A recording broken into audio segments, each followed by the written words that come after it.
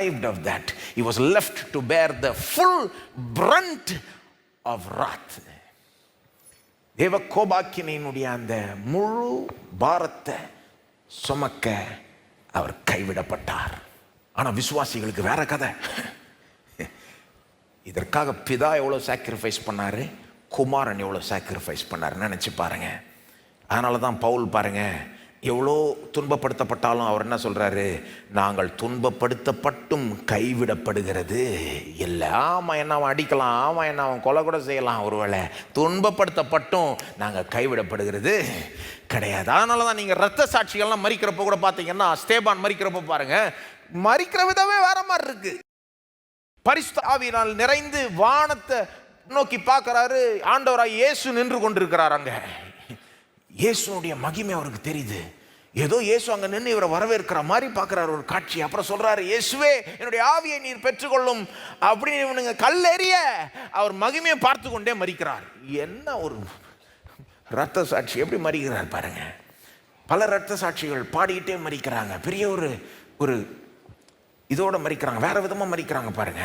Polycarp என்ற 86 வயசுள்ள பெரிய bishop, ஆதி சபையில இருந்த ஒரு பிஷப், 86 வயசுள்ள மனுஷன். அவர் ஒரு ஸ்டேடியத்துக்குள்ள கூட்டிட்டு வந்து சொல்றாங்க, உனக்கு வயசாயிடுச்சு, எதுக்கு உனக்கு இந்த வம்பலாம், உன்னால இதெல்லாம் தாங்கிக் கொள்ள முடியாது, நாங்கள் சொல்ற சில வார்த்தைகளை மட்டும் சொல்லு, உன்னை விட்டுருவோம் நாங்க, உங்க இயேசுவை சபிச்சு கொட்டு, உங்க இயேசுவை மறுதலி, எங்க பேரரசனுக்கு தூபம் காட்டு, இதை பண்ணிட்டா நீ போயிடலாம், இதுல என்ன இருக்கு, எதுக்கு நீ கஷ்டப்படுற அப்படின்னு அவர் சொல்றாரு.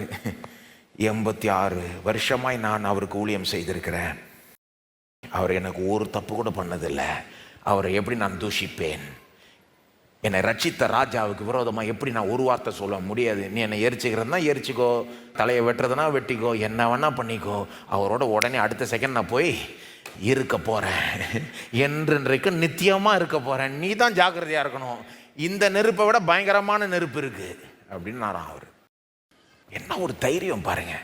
சிலர் கேட்டிருக்காங்க, எப்படி ஆட்சேபனை எழுப்பியிருக்கிறாங்கன்னா, சிலர் அவங்க என்ன சொல்றாங்க, உங்க இயேசு மரிச்சதை விட உங்க இயேசுவை நம்பி உங்க இயேசுக்காக மரிச்ச ரத்த சாட்சிகளை சூப்பரா மரிக்கிறாங்களே, தைரியமா மரிக்கிறாங்களே, ஆனா உங்க இயேசு என் தேவனை ஏன் என்னை கைவிட்டீர்னு சொல்லி மரிக்கிறாரு அப்படின்றாங்க.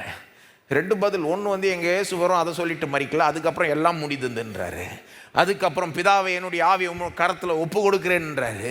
இன்னொரு பதில் என்னன்னா, எங்க இயேசு அப்படி கதற மறைச்சதுனால தான் இன்றைக்கு யார் வேணா எதை வேணா மரணத்தை கூட தைரியமாய் சந்திக்கலாம், சமாதானத்தோடு சந்திக்கலாம், சந்தோஷத்தோடவே கூட